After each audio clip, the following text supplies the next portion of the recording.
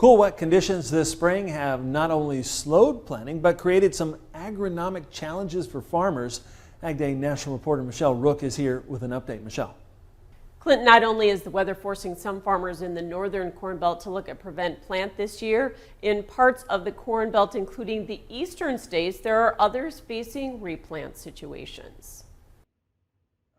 Specifically in states like Indiana, Michigan, and Ohio, planting was pushed into May with cool, wet conditions, and the window was very narrow. So farmers planted into less than ideal soils. That created some emergence issues. Most of the replants that were in our area in southern Michigan, northwest Ohio, northeast Indiana, all related back to crusting issues where they just couldn't get out of the ground. So maybe they did initially germinate, but then just weren't able to get up. So I would say that was a majority of ours. And in some areas, depending on when you planted, how much got planted in that first window, some of them, there was a fair amount of replants, maybe 20, 30%, maybe other areas, maybe only 10 or 15%, but it just really went back to those conditions. But certainly crusting was a big problem. The last planting date for crop insurance is also passed for many crops, even soybeans in the northern states. So farmers are faced with prevent plant decisions as they lose 1% of their coverage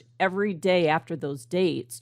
From an agronomic standpoint, Bauer says farmers can still plant late and achieve average yields, but the key is, can the crop make it to maturity before the first frost date?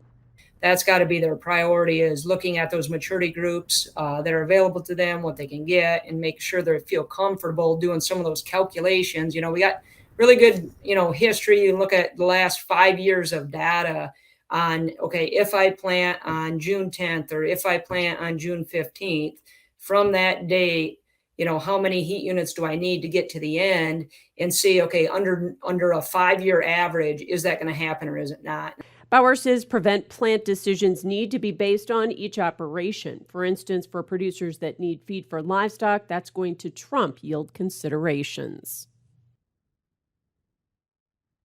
With the current market prices, there is definitely more incentive this season for farmers to plant later this spring versus take prevent plant, and the same is true for replant situations.